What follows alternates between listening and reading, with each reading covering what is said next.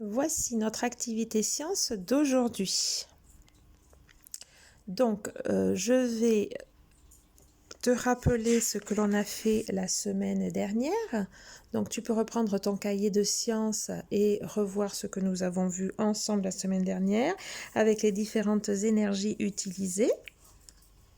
Et aujourd'hui, on va travailler sur le vélo.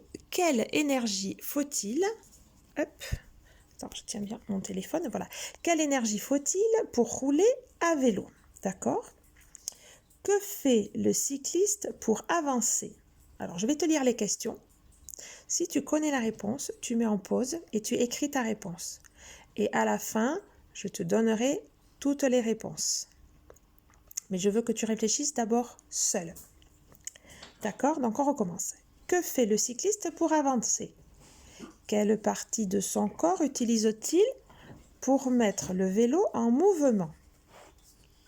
Ici, ce dessin, regarde bien. Pourquoi dit-on que le cycliste utilise l'énergie musculaire? Je te remontre le dessin. Où les muscles trouvent-ils leur énergie? Ce dessin maintenant. Quel effort supplémentaire le cycliste doit-il faire pour monter la côte?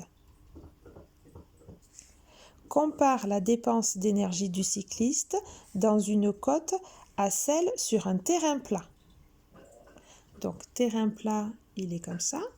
Dans une côte, il est comme ça. Dernière image. Le cycliste a-t-il beaucoup d'efforts à faire en descente? Justifie ta réponse. Il faut dire pourquoi. Qu'en déduis-tu sur la dépense d'énergie en descente? Ça veut dire qu'est-ce que tu conclus sur la dépense d'énergie en descente. Donc, tu prends ta fiche photocopiée, tu remplis les questions et je te donnerai les réponses après. Mets en pause.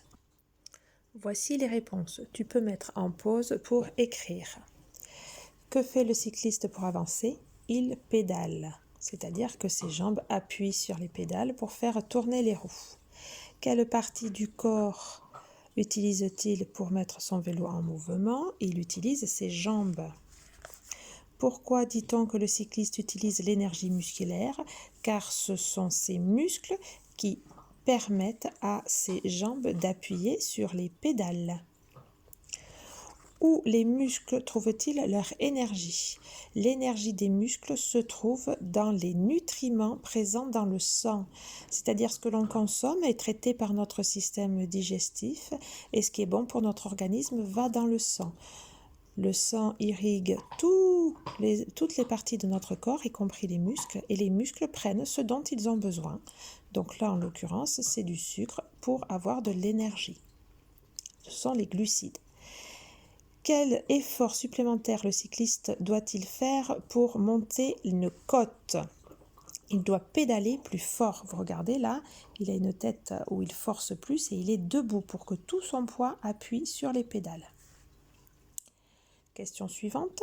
Compare la dépense d'énergie d'un cycliste dans une côte et celle d'un terrain plat. Il dépense plus d'énergie en côte. Il fait plus d'efforts en côte que sur terrain plat. Maintenant, la dernière image. Le cycliste a-t-il beaucoup d'efforts à faire en descente? Justifie ta réponse. Non, car les roues tournent sans la force des jambes. Vous avez déjà testé, j'imagine. Quand on est en descente, il n'y a pas besoin de pédaler pour que le vélo avance. Notre poids sur le vélo fait que les roues tournent toutes seules. Qu'en déduis-tu sur la dépense d'énergie en descente? La dépense d'énergie en descente est faible, c'est-à-dire qu'il n'y a quasiment pas de dépense énergétique en descente. Voilà, donc elle est faible en descente, normale ou modérée sur terrain plat, et forte en montée. Allez, pense à tout bien recopier, tu fais attention qu'il n'y ait pas de faute et tu colles la fiche dans ton cahier de sciences.